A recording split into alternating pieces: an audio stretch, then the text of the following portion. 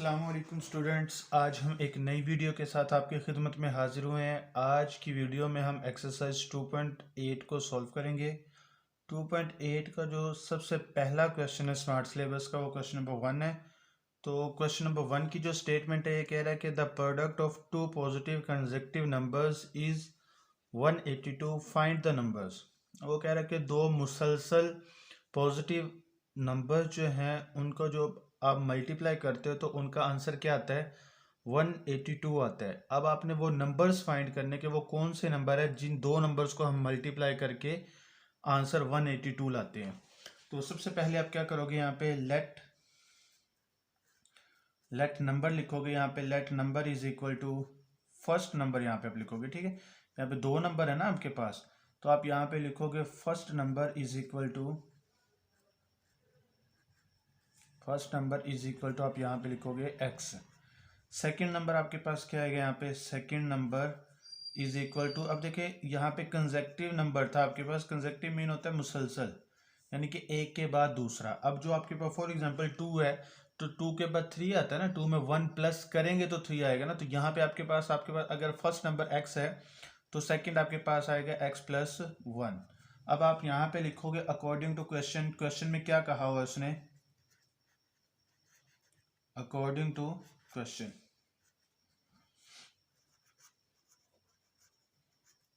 ये आपके पास क्वेश्चन में जो उसने कहा है वो कह रहा है कि जब हम इन दोनों को मल्टीप्लाई करते हैं तो हमारे पास 182 आता है। यहाँ पे first number multiply by second number, यानी कि ब्रैकेट में अगर आप लिख दो तो ये भी मल्टीप्लाई ही कंसीडर होगा, इज इक्वल टू 182। ये आपके पास है। अब x को जब हम मल्टीप्लाई करेंगे तो हमारे पास आंसर क्या आएगा, x को x से मल्टीप्लाई करो तो x का स्क्वायर, x को 1 से मल्टीप्लाई करो तो आंसर क्या आता है, x इज इक्वल टू क्या है यहाँ पे 182। अब ये 182 इस तरफ आगे क्या होगा, माइनस होगा, प्लस x माइनस क्या है यहाँ पे 182 इज इक्वल टू 0। ये आ गया। अब आपने इसका फैक्टर बनाना है, मिड टर्म ब्रेक करना है इसका। आपने मिड टर्म ब्रेक के लिए देखो कि मैं आपको यहाँ पे शराइत लिख के दे देता हूँ, यहाँ पे जो जिसके अकॉर्डिंग आपने मिड टर्म ब्रेक करना है।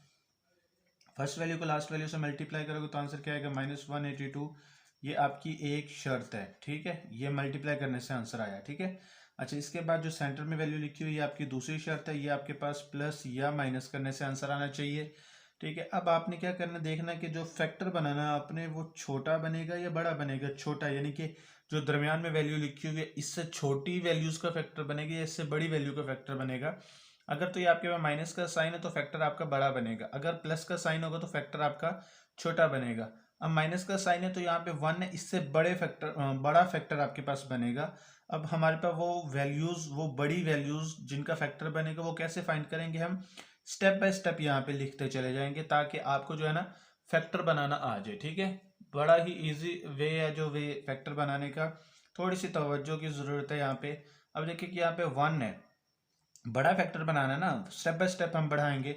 1 से आगे 2 आएगा, 2 मल्टीप्लाई बाय 1, जितना बढ़ाओगे उसके साथ आपने मल्टीप्लाई कर देना, ठीक है।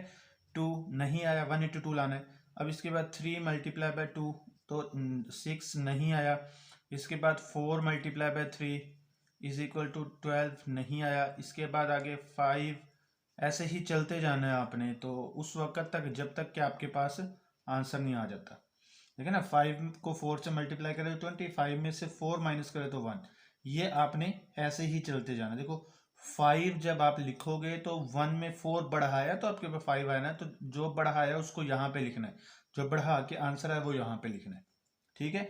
ऐसे अब 6 मल्टीप्लाई बाय 5 30, फिर इसके बाद आगे आपके पास 7 multiply by 6 is equal to 42, फिर इसके बाद 8 multiply by 7 is equal to 56, फिर इसके बाद 9 multiply by 8 is equal to क्या आएगा 72, फिर इसके बाद क्या आएगा 10 multiply by 9 is equal to 90, फिर इसके बाद 11 multiply by 10 is equal to क्या आएगा 110। इसके बाद क्या आएगा यहाँ पे 12 मल्टीप्लाई बाय 11, इसके बाद यहाँ पे आएगा 132, इसके बाद 13 multiply by 12 is equal to क्या आएगा यहाँ पे 156, और इसके बाद आएगा यहाँ पे 14 मल्टीप्लाई बाय 13, तो इसका आंसर आता है 182, ठीक है। यही आपका फैक्टर बना। देखो 13 को 14 से मल्टीप्लाई करोगे तो आंसर 182 आता है आपके पास। मल्टीप्लाई करने से आंसर 182 आना चाहिए ना, तो ये फैक्टर आपका बन गया। 14 में से 13 को हम माइनस करेंगे तो हमारे पास 1 भी आता है, 1x। तो ये हमारे पास दोनों शराइत को पूरा करता है। अब यहाँ पे हम कैसे लिखेंगे, x का स्क्वायर प्लस का साइन, इन दोनों में से जो बड़ी वैल्यू पहले वो लिखेंगे 14x। आगे जब आप बड़ा फैक्टर बनाते हो तो एक वैल्यू के साथ तो यही साइन आ गया, दूसरा इसके ऑपोजिट साइन आएगा यहाँ पे -13x। ठीक है, ये दो ही फैक्टर आपने बनाए थे ना, 14 और 13। अब इसके बाद यहाँ पे क्या आएगा, -182 इज इक्वल टू 0। अब यहाँ पे इन दोनों में कॉमन क्या चीज़ है, x, तो यहाँ पे आएगा जब x स्क्वायर में से x कॉमन ले लिया तो x रह गया, प्लस आगे 14x में से x कॉमन ले लिया तो पीछे 14 रह गया, माइनस का साइन है, इन दोनों में 13 कॉमन आएगा। ठीक है, 13x में से 13 कॉमन ले लिया तो x रह गया। अब ये माइनस माइनस जो यहाँ पे रह गया, यहाँ पे क्या आएगा, प्लस का साइन आएगा, माइनस माइनस मल्टीप्लाई होकर प्लस आएगा। अच्छा, 182 को जब हम 13 से डिवाइड करेंगे तो आंसर आएगा 14 इज इक्वल टू 0। अब यहाँ पे जो दोनों में कॉमन चीज़ है वो यहाँ पे लेनी है आपने, x प्लस 14 कॉमन है, यहाँ पे ये कॉमन आ गया। अब कॉमन लेने के बाद ये वैल्यू तो इससे कट, पीछे x रह गया, आगे ये वैल्यू इससे कट तो पीछे -13 रह गया था, ये यहाँ पे लिख लिया। इज इक्वल टू आपके पास क्या है, 0। अब यहाँ पे आपने क्या करना है, x plus 14 is equal to क्या आएगा 0, x minus 13 is equal to क्या आएगा यहाँ पे 0।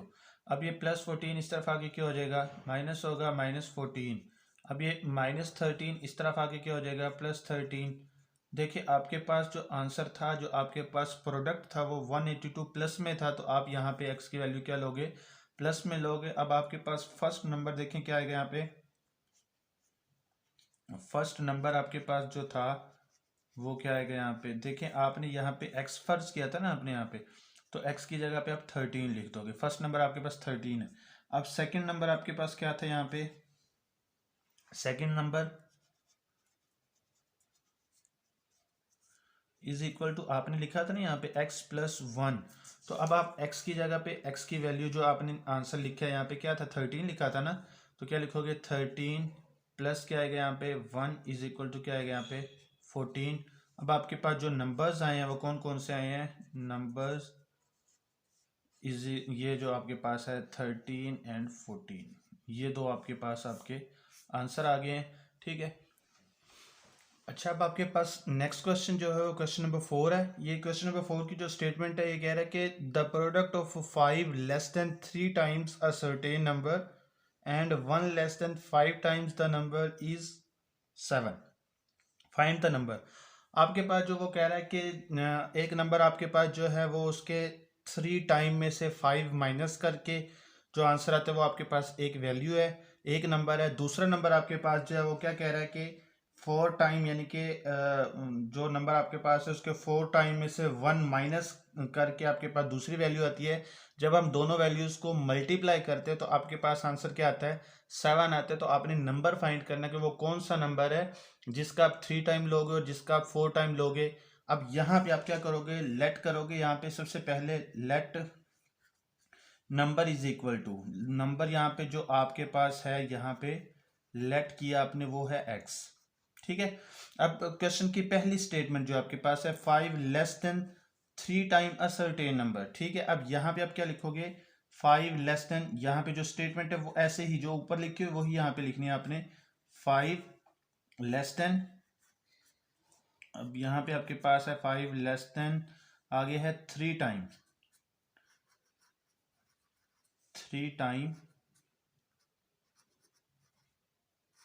A number. ठीक है,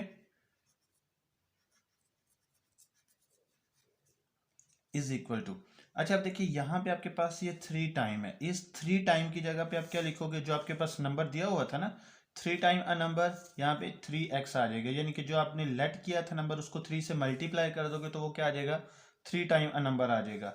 अब लेस देन 5 लिखा था तो आप यहाँ पे -5, लेस देन की वजह से माइनस आया और 5 आपके पास था, एक वैल्यू आपके पास ये दी हुई है। अब दूसरी वैल्यू आपके पास क्या दी हुई है, क्या दी हुई है, ये कह रहा है कि 1 less than 4 time the number. अब यहाँ पे आप क्या लिखोगे, यहाँ पे 5 लेस देन था, अब यहाँ पे क्या आएगा 1 लेस देन आपके पास था, यहाँ पे 3 टाइम था, आपके पास अब क्या आ गया 4 टाइम्स अ नंबर। ठीक है। तो वो क्या था आपके पास, इस 4 टाइम की वजह से आप क्या लिखोगे 4x, आगे लेस देन की वजह से क्या साइन लगाओगे माइनस का, और 1 की जगह पे आप यहाँ पे 1 लिखोगे। ये आपके पास क्वेश्चन की जो रिक्वायरमेंट थी वो यहाँ पे आपने लिख ली है। अब आपने क्या करना है, अकॉर्डिंग टू क्वेश्चन लिखना है। अकॉर्डिंग टू क्वेश्चन में वो क्या कह रहा है, अकॉर्डिंग टू क्वेश्चन,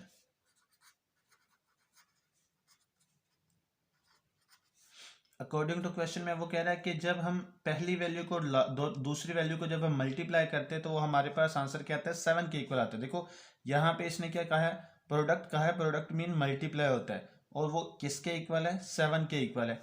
तो अब यहाँ पे फर्स्ट वैल्यू आप लिखोगे 3x माइनस 5, ये आपके पास पहली वैल्यू, और दूसरी वैल्यू आपके पास क्या है कि 4x माइनस 11, ये दूसरी वैल्यू है, इज इक्वल टू क्या है यहाँ पे 7। ये प्रोडक्ट की वजह से मैंने सेंटर में कोई साइन नहीं लगाया, क्योंकि जब कोई साइन ना हो तो वो मल्टीप्लाई ही कंसीडर होगा आपके पास। इज इक्वल टू 7 है, तो ये 7 ये वाला आ गया, ठीक है। अब आपने मल्टीप्लाई करना है वैल्यूज को, मल्टीप्लाई करके वैल्यूज का आंसर निकालना है। अब 3x को 4x से मल्टीप्लाई करूंगा तो आंसर क्या आएगा 12x का स्क्वायर, 3x को -1 से मल्टीप्लाई करूंगा तो आंसर क्या आएगा 3x, -5 को मल्टीप्लाई करूंगा 4 से तो क्या आंसर आएगा 20x, आगे माइनस माइनस क्या होगा प्लस, 5 को 1 से मल्टीप्लाई करूंगा तो 5 इज इक्वल टू 7। अच्छा, अब यहाँ पे 12x स्क्वायर ऐसे ही है आपके पास, इन दोनों को जब आप सॉल्व करोगे तो आंसर क्या आएगा -23x, आगे क्या आएगा +5, अब ये 7 इस तरफ आगे क्या हो जाएगा माइनस होगा, यहाँ पे 0 रह जाएगा। अब इन दोनों को जब मैं सॉल्व करूंगा तो आंसर क्या आएगा यहाँ पे -23x -2 इज इक्वल टू 0। ये आपके पास आंसर आ गया। अच्छा, अब आपने इसका फैक्टर बनाना है, ठीक है। यहाँ पे देखो मैंने आपको बताया था कि शराइत में पहली वैल्यू को लास्ट वैल्यू से आपने मल्टीप्लाई करना होता है, तो ये आपकी पहली शर्त होती है, और दूसरी आपके पास -23 यानी कि जो सेंटर में लिखो तो वो आपकी होती है। तो अब यहाँ पे माइनस का साइन है तो आपका बड़ा फैक्टर बनेगा 24 और 1 का बनेगा, क्योंकि आपने 24 ही लाना था ना, इन दोनों को मल्टीप्लाई करके 24 आता है। 24 और 1 का आपके पास पेयर बनेगा, यहाँ पे आप लिखोगे 12x का स्क्वायर -24x प्लस इसके ऑपोजिट साइन आएगा यहाँ पे, क्योंकि इस माइनस की वजह से बड़ा फैक्टर बना है, x माइनस क्या आएगा 2 इज इक्वल टू 0, ठीक है। अब इन दोनों में कॉमन क्या चीज़ है 12x कॉमन है, तो पीछे क्या रहा यहाँ पे 12x स्क्वायर में से 12x कॉमन ले लिया तो x रह गया यहाँ पे -24x को जब मैं 12x से डिवाइड करूंगा तो आंसर आएगा 2 प्लस का साइन, आगे इन दोनों में कुछ भी कॉमन है तो 1 कॉमन आएगा, तो अब यहाँ पे x ऐसे ही आ जाएगा, प्लस माइनस माइनस होगा, 2 को जब मैं 1 से डिवाइड करूंगा तो 2 आंसर आएगा इज इक्वल टू 0। अब मेरे पास इन दोनों में कॉमन क्या चीज़ है x -2, ये मैंने कॉमन ले लिया है। अब इसके बाद आगे ये कॉमन लेने के बाद आपके पास 12x बचा यहाँ पे प्लस का साइन, आगे ये वैल्यू तो कॉमन आपने ले ली थी, पीछे 1 रह गया, तो इज इक्वल टू क्या आ गया यहाँ पे 0। अब इस वैल्यू को भी आपने 0 के इक्वल करना है, और इस वैल्यू को भी आपने 0 के इक्वल करना है, ठीक है। अब ये माइनस इस तरफ आगे क्या हो जाएगा प्लस हो जाएगा +2, ठीक है। अब ये +1 इस तरफ आगे क्या हो जाएगा -1 हो जाएगा, ठीक है। ये तो आपके पास आंसर आ गया। अब x इज इक्वल टू क्या आएगा यहाँ पे -1/12, इस तरफ मल्टीप्लाई तो इस तरफ आगे डिवाइड होगा। अब आपका जो आंसर आया है वो ये आया, यहाँ पे देखो ये आप लिखोगे x इज इक्वल टू 2, या आपके पास दूसरा आंसर जो है वो कौन सा है x इज इक्वल टू -1/12। आप इसको ऐसे भी लिख सकते हैं, यहाँ पे आप एक ब्रैकेट लिख के आप यहाँ पे लगा दोगे, यहाँ पे ये 1/12, जो मर्जी आप आंसर लिख ले, दोनों तरह ही आप। अच्छा, अब आपके पास जो नेक्स्ट क्वेश्चन है वो क्वेश्चन नंबर 5 है। क्वेश्चन नंबर 5 में ये कह रहा है कि the difference of a number and it's reciprocal is 15/4, find the number. ये कह रहा है कि एक नंबर जो है, एक नंबर और उसका रेसिप्रोकल, जब उन दोनों को आप क्या करोगे डिफरेंस की वजह से उसे डिफरेंस कहते हैं माइनस को, जब एक नंबर को उसके रेसिप्रोकल में से माइनस करते हैं तो आपके पास 15/4 आंसर आता है। आपने वो नंबर फाइंड करना है, तो यहां पे भी आपने सबसे पहले क्या करना है, लेट नंबर, नंबर यहां पे आप क्या लिखोगे, नंबर आपके पास आ जाएगा यहाँ पे let number is equal to x आ जाएगा, ठीक है। या आपने x लिख दिया। अब इसका रेसिप्रोकल क्या होगा, रेसिप्रोकल ऑफ नंबर,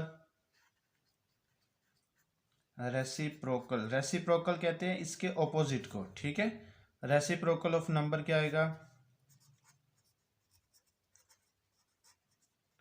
ठीक है, इस रेसिप्रोकल को कहते हैं उल्ट, ऑपोजिट। अब ये x के नीचे 1 है, जिसके नीचे कुछ नहीं होता उसके नीचे 1 होगा। जब इसका हम रेसिप्रोकल लेंगे तो ये हमारे पास 1/x बन जाएगा। ठीक है, तो अब यहाँ पे हम क्या लिखेंगे अकॉर्डिंग टू क्वेश्चन। क्वेश्चन में वो क्या कह रहा है,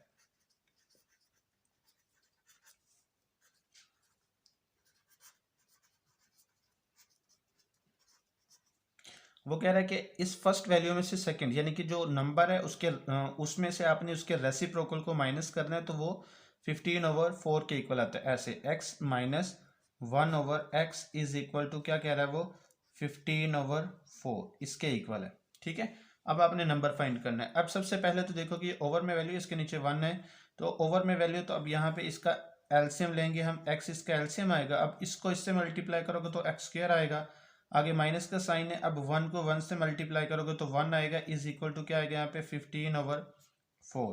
अब इसको क्रॉस मल्टीप्लीकेशन करनी है, इस 4 को आपने इस वैल्यू से मल्टीप्लाई करना है, इस x को इससे मल्टीप्लाई करना है।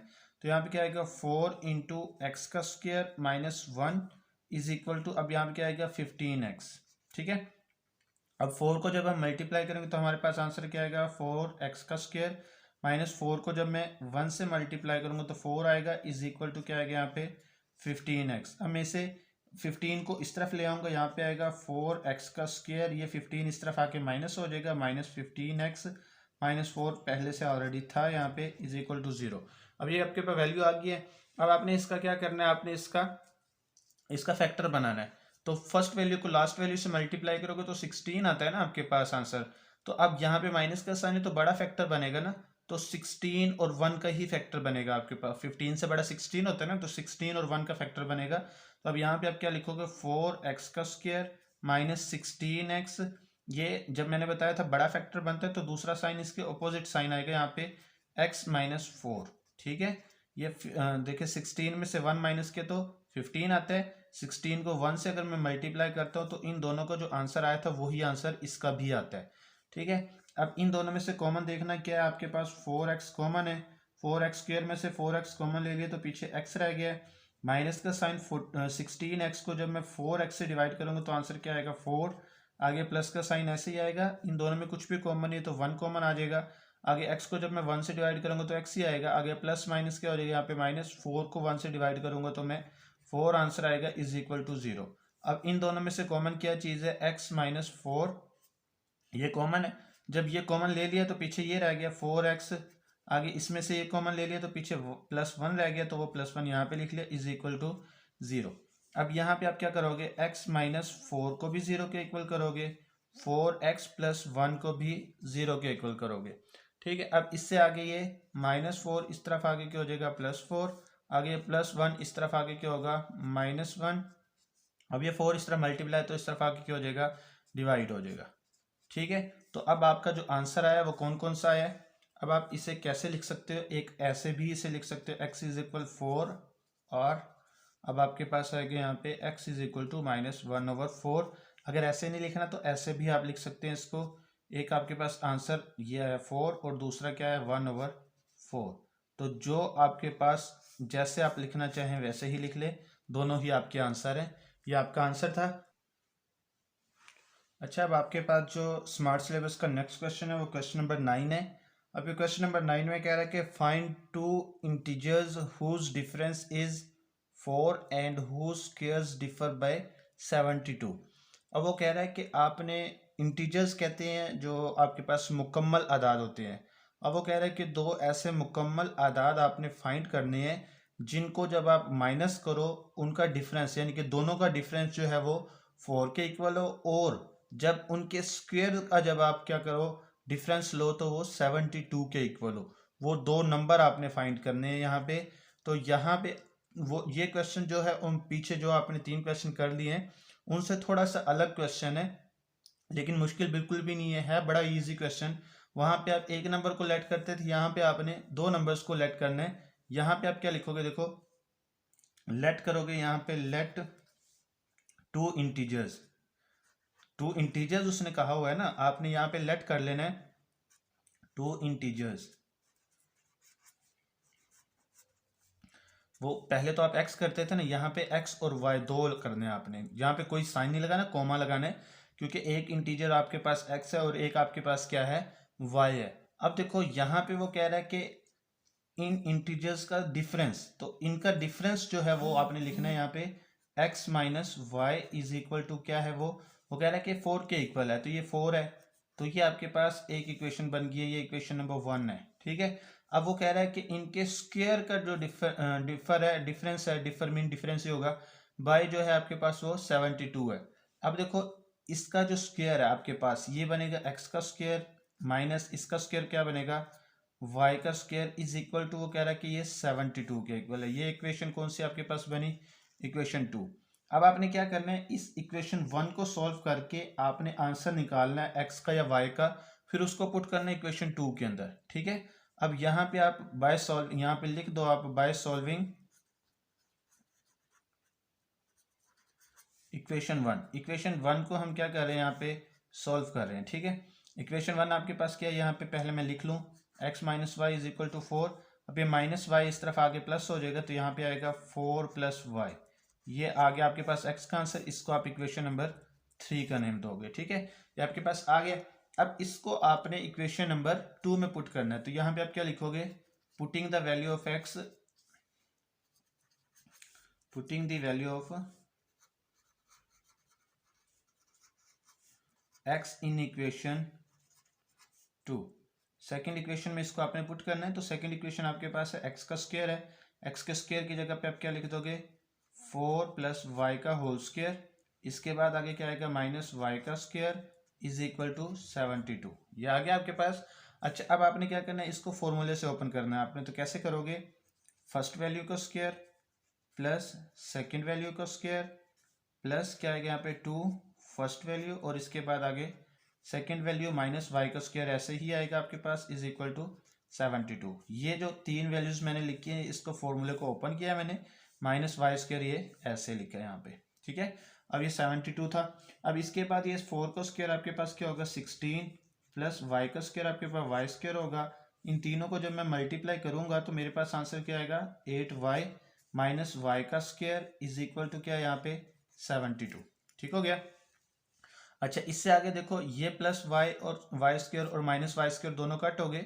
अब यहाँ पे आपके पास क्या रह गया है 16 plus 8y is equal to 72। अब ये 16 इस तरफ क्या है आपके पास प्लस है, तो इस तरफ आके माइनस हो जाएगा, यहाँ पे रह गया 8y is equal to 72 minus 16। जब मैं 72 में से 16 को माइनस करूंगा तो आंसर क्या आएगा मेरे पास 56, क्या आएगा 56। अब ये 8 इस तरफ मल्टीप्लाई, तो इस तरफ आगे क्या होगा डिवाइड, अब यहाँ पे आएगा 56 डिवाइडेड बाई क्या आएगा यहाँ पे 8। अब 8 को जब मैं 56 को जब मैं 8 पे डिवाइड करूंगा तो आंसर क्या आएगा यहाँ पे 7। मेरे पास आंसर क्या आ गया, y का आंसर आ गया 7।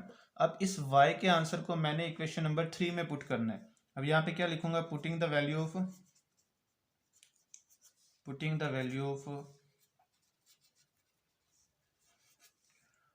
y in equation 3। Third equation जो आपके पास थी उसमें पुट कर दो x इज इक्वल टू क्या था आपके पास 4 प्लस वाई था ना, प्लस वाई की जगह पे 7 लिख दो, तो x इज इक्वल क्या आ गया यहाँ पे 11। तो इंटीजर्स आपके पास कौन कौन से हैं यहाँ पे आप लिख सकते हो इंटीजर्स। अभी आपके पास था एक 11 आया और दूसरा क्या है आपके पास 7, ये 2 इंटीजर्स थे आपके पास, ये आपका आंसर।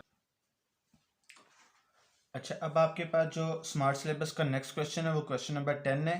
क्वेश्चन नंबर 10 में कह रहा है कि find the dimensions of a rectangle whose parameter is 80 centimetre and its area is 375 centimetre square. ठीक है, अब आपके पास ये वैल्यू दी हुई है, ये क्वेश्चन जो दिया हुआ वो कह रहा है कि आपके पास जो है ना एक रेक्ट एंगल दिया हुआ है जिसका पैरामीटर आपके पास क्या है, यानी कि अहाता, पैरामीटर कहते हैं अहाता को, अहाता उसका क्या दिया हुआ है 6 जो आपके पास दिया हुआ है 80 सेंटीमीटर दिया हुआ है, और उसका जो एरिया दिया हुआ है वो क्या दिया हुआ है आपके पास 375 दिया हुआ है। अब उसके अंदर से आपने उसकी डायमेंशंस यानी कि उसकी लेंथ और विड्थ को फाइंड करना है, यानी कि जो उसके अंदर लेंथ है या विड्थ है या हाइट है जो भी है वो चीज आपने फाइंड करनी है। अब देखो यहाँ पे सबसे पहले आपको पता होना चाहिए कि रेक्टेंगल होती क्या चीज है। अब मैं सबसे पहले इसकी डायग्राम बना देता हूँ। देखिए कि आप यहाँ पे एक ये डायग्राम बना रहे हैं ये वाली, ठीक है, ये आपके पास एक रेक्टेंगल है जिसकी देखें ये आमने सामने के इजला बराबर होंगे, ये दोनों साइड जो है इसकी इक्वल होंगी, ये दोनों साइड्स इक्वल, ये दोनों साइड्स इक्वल, यानी कि चारों एक जैसी होंगी तो वो क्या बन जाएगा आपके पास स्क्वायर बन जाएगा। जब दो एक जैसी हो तो वो आपके पास रेक्टेंगल बनेगा। इसको आप कहते हैं लेंथ, और इसको आप क्या, ये आपके पास है लेंथ, ठीक है, ये आपके पास लेंथ है ये वाली, ठीक है। और जो ये आपके पास है इसको आप क्या कहोगे, इसको आप इसकी विड्थ कहोगे, ठीक है। तो चौड़ाई कह लो या विड्थ कह लो या जो भी कहो आप। तो ये आपके पास लेंथ थी, ये इसकी विड्थ थी। तो अब आपके पास देखिए कि ये था, अब आपको पता होना चाहिए कि इसका जो रेक्ट एंगल का जो आपके पास पैरामीटर है, पैरामीटर का फॉर्मूला क्या होता है, और यहाँ पे इसके बाद आगे इसका एरिया का फॉर्मूला क्या होता है। अब देखो यहाँ पे आपके पास जो पैरामीटर होता है ना, पैरामीटर किसके इक्वल होता है। अब देखिए यहाँ पे होगा parameter piece mean parameter is equal to, यहाँ पे आएगा आपके पास 2 इंटू लेंथ प्लस विड्थ, ये आपके पास इसके पैरामीटर का फॉर्मूला है, ठीक है। और एरिया का फॉर्मूला जो होगा वो एरिया, ए मीन एरिया, और ये होगा लेंथ मल्टीप्लाई बाय विड्थ, ठीक है। ये आपके पास फॉर्मूलाज थे, इन फॉर्मूलाज को सॉल्व करके आपने क्वेश्चन को सॉल्व करना है। अब यहाँ पे आप क्या करोगे, सबसे पहले देखो कि लेट करोगे, यहाँ पे सबसे पहले आपने लेट करना है, let width of rectangle,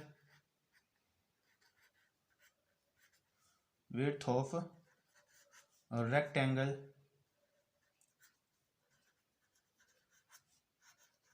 is equal to x, ठीक है। विड्थ को आपने एक्स से शो कर दिया है। अब इसके बाद आप क्या करोगे, लेंथ किसके इक्वल करोगे, यहाँ पे लेंथ ऑफ रेक्टेंगल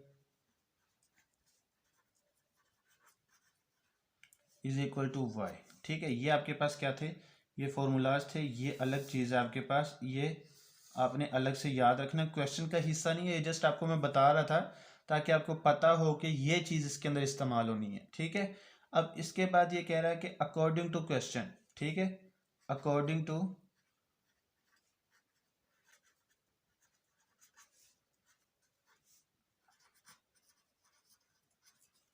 अब देखिए क्वेश्चन के अंदर वो कह रहा है कि इसका पैरामीटर, यानी कि आप यहाँ पे लिखोगे इसका P इज इक्वल टू, अब यहाँ पे लिखोगे 2, आगे आएगा यहाँ पे लेंथ प्लस विड्थ, यही कह रहा था ना ये। अब पैरामीटर उसने क्या दिया हुआ था आपके पास, वो कह रहा है कि पैरामीटर इसका 80 है, तो ये 80, अब यहाँ पे क्या आएगा, इज इक्वल टू 2, आगे यहाँ पे आप क्या लिखोगे, लेंथ, LENGTH लेंथ, प्लस आगे क्या लिखोगे इसका, यहाँ पे आप लिखोगे विड्थ, ठीक है। ये विड्थ आ गया आपके पास। अब ये 2 इस तरफ आके क्या होगा, अब देखो आपने यहाँ पे ये 2 इस तरफ आके डिवाइड करना है, ये यहाँ पे आके डिवाइड होगा, 80 डिवाइडेड बाई 2 होगा। अब यहाँ पे लेंथ को आपने किसका नेम दिया था, यहाँ पे x का या y का, तो यहाँ पे आप y लिखोगे लेंथ की जगह पे, और विड्थ की जगह पे आप क्या लिखोगे, x लिखोगे, ठीक है। अब ये 80 को जब आप 2 पे डिवाइड करोगे क्या आंसर आएगा, 40 इज इक्वल टू, अब इसको अरेंज करके आप लिख सकते हो यहाँ पे x प्लस वाई, ठीक है। अब यहाँ पे आप इसकी एक इक्वेशन बना लोगे, यहाँ पे क्या बनाओगे, यहाँ पे x plus y is equal to क्या आएगा यहाँ पे 40, ये आपके पास एक इक्वेशन बन गई है, ठीक है। अब इसके बाद आपके पास दूसरी चीज देखो, दूसरी वो क्या कह रहा है, अब यहाँ पे कह रहा है कि इसका एरिया है, दूसरा, पहला तो आपके पास ये दे दिया ना इसने पैरामीटर, अब दूसरा वो क्या कह रहा है, इसका एरिया दे रहा है आपको, एरिया इज इक्वल टू क्या है यहाँ पे, ए इज इक्वल टू, यहाँ पे उसने कहा है लेंथ मल्टीप्लाई बाय विड्थ। अब एरिया आपको कितना दिया उसने, 375 इज इक्वल टू लेंथ आएगा आपके पास यहाँ पे GTH, इसके बाद मल्टीप्लाई बाय क्या आएगा यहाँ पे विड्थ, ठीक है। अब लेंथ की जगह पे आप क्या लिखोगे, y मल्टीप्लाई बाय क्या आएगा यहाँ पे x, ठीक है। अब ये 375 था, जब इसको मैं मल्टीप्लाई करूंगा तो मेरे पास क्या बन जाएगा, ये XY, और ये आपके पास है 375, ठीक है। एक इसको आप अरेंज करके लिख लेते हैं, XY इज इक्वल टू 375, ये इक्वेशन नंबर आपके पास क्या आ गई है, 2 आ गई है, ठीक हो गया। अब आपने क्या करना है इसको, अब इसके अंदर से जो आपके पास इक्वेशन 1 है, इक्वेशन 1 में से x की वैल्यू को निकाल के आपने इक्वेशन 2 में पुट करना है, उसके बाद आपके पास इसके डायमेंशंस ऑटोमेटिकली आ जाएंगी। अब यहाँ पे आप क्या करोगे, बाय सॉल्विंग,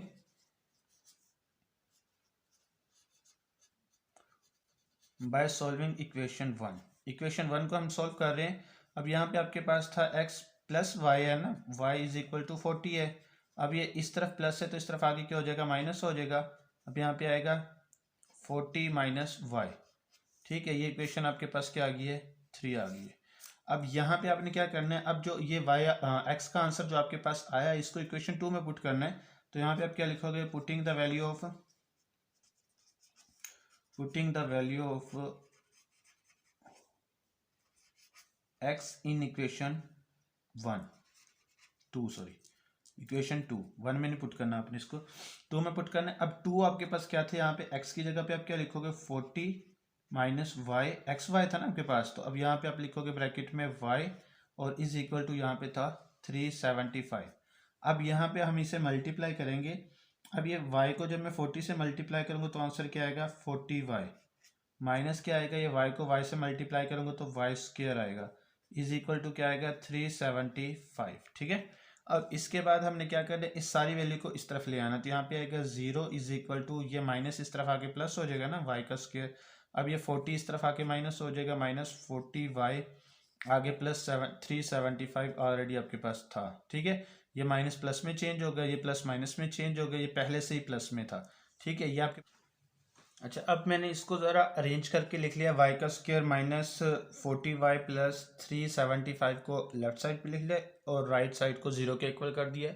अगर ऐसे भी लिख लिया तो कोई फ़र्क नहीं पड़ेगा इसको।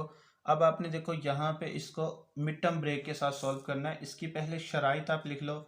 देखो फर्स्ट वैल्यू को लास्ट वैल्यू से आप मल्टीप्लाई करोगे तो आपके पास आंसर आएगा 375y का स्क्वायर, ये आ गया। और दूसरी वैल्यू आपके पास क्या है, माइनस 40y, ये आपके पास मल्टीप्लाई करने से आंसर आना चाहिए। और ये किससे आना चाहिए, ये प्लस या माइनस करने से आंसर आना चाहिए।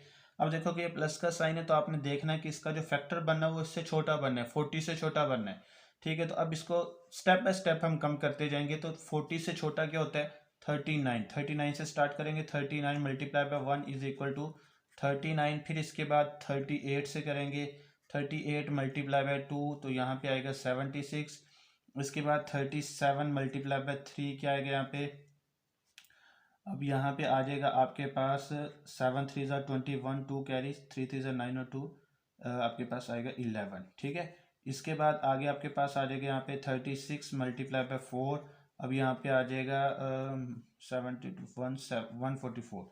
अब इसके बाद क्या आएगा 35 multiply by 5 is equal to क्या आएगा यहाँ पे, ऐसे ही है ना, ये आ जाएगा आपके पास। अब 5 5 ज़ा 25, 2 कैरी, 5 3 ज़ा 15 और 2 17। अब इसके बाद यहाँ पे आ जाएगा आपके पास 34 और 6 आएगा यहाँ पे। 6 4 ज़ा 24, 2 कैरी आएगा, 6 2 ज़ा 18 और 2 20। अच्छा इसके बाद आगे क्या आएगा, 7 से करेंगे। 7 7 ज़ा होगा 21 और 2 कैरी, 7 7 ज़ा 21 और 23। ठीक है, इसके बाद 32 से करेंगे। 8 2 ज़ा 16, 1 कैरी आएगा और 8 3 ज़ा 24 और 1 25। ठीक है, इसके बाद आगे आपने किससे करना है, यहाँ पे 31 मल्टीप्लाई बाय 9। अब यहाँ पे क्या आएगा, 9 1 ज़ा 9 आगे, फिर उसके बाद 9 3 ज़ा 27।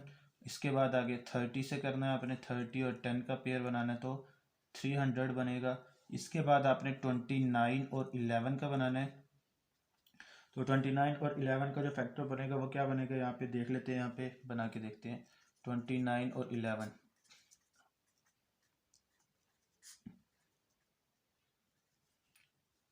319। ठीक है, इससे आगे एक और करते हैं, 28 मल्टीप्लाई बाय 12। अब 28 को हम मल्टीप्लाई करेंगे ऐसे ही, यहाँ पे साइड पे लिख लेते हैं। 28 को 12 से मल्टीप्लाई करेंगे, 8 2 ज़ा 16। अब आगे है 4 और 1 5, आगे 8 1 ज़ा 8 और आगे 2 ऐसे ही 6 3 3, यहाँ पे आएगा 3 3 6। आगे इसके बाद 27 और किसका बनाएंगे, अब यहाँ पे 13 का। तो इसके बाद यहाँ पे क्या आएगा, यहाँ पे 27 और 13 का करते हैं। 7 3 ज़ा क्या होगा 21, 2 कैरी, 3 2 ज़ा 6 और 1 8। उसके बाद 7 2 1 5 और 3 351। इसके बाद आगे 26 और 14 का देखते हैं। तो इसका आंसर क्या आएगा यहाँ पे, 26 और 14। 6 4 ज़ा 24, 2 कैरी, 4 2 ज़ा 8 और 2 10। आगे क्या आएगा 6 2, आगे आएगा यहाँ पे 4 6 3, क्या आएगा यहाँ पे 364। अब इसके बाद यहाँ पे 25 और 15, इसका पेयर बनेगा आपके पास 375, यही आपका पेयर बने।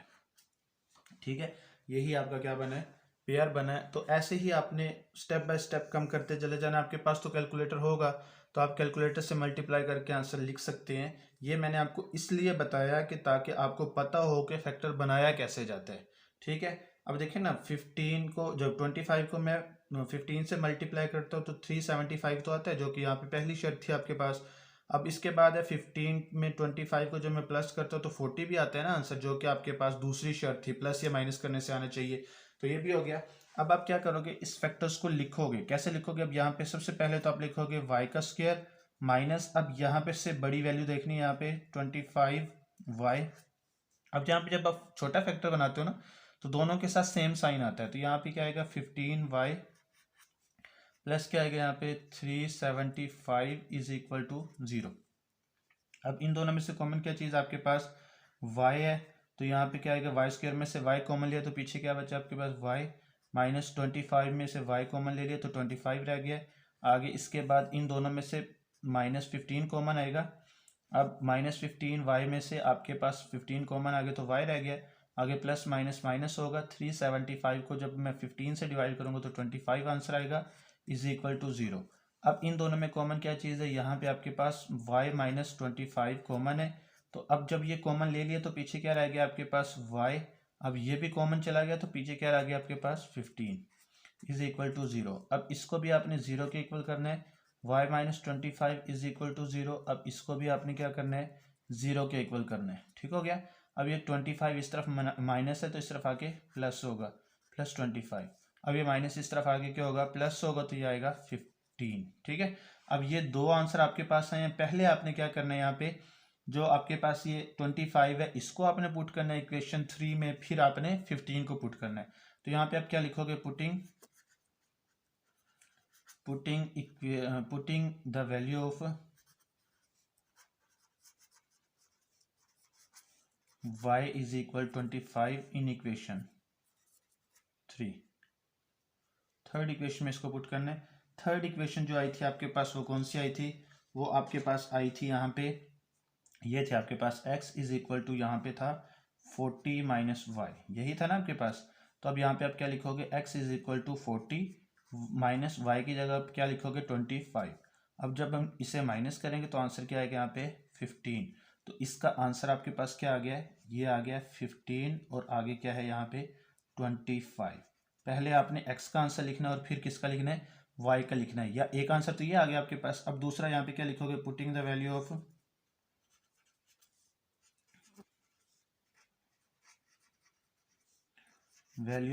y। अच्छा, अब यहाँ पे आप क्या लिखोगे, is equal 15 in equation 3। Third equation में इसको पुट करना है। थर्ड इक्वेशन आपके पास थी x is equal to 40 minus, आगे यहाँ पे क्या लिखोगे 15। 40 में से जब हम 15 को माइनस करेंगे तो क्या आएगा 25। अब यहाँ पे क्या लिखोगे आप, एक आंसर आपके पास है 25, x का आंसर और y का आंसर क्या था आपके पास 15। तो ये आपका आंसर था। आप ये लिख लो, ये लिख लो, दोनों ही आपके आंसर है। तो आप यहाँ पे ये भी लिख सकते हो, ऐसे भी देखो यहाँ पे 15, 25 और या आपके पास यहाँ पे क्या आएगा 25 और 15, दोनों ही आपके आंसर हैं। ये आपका स्मार्ट सिलेबस का लास्ट क्वेश्चन था। इसके साथ ही आपकी एक्सरसाइज कंप्लीट हुई। मिलते हैं इंशाल्लाह नेक्स्ट वीडियो में एक्सरसाइज रिव्यू एक्सरसाइज के साथ। तब तक के लिए अल्लाह हाफिज़।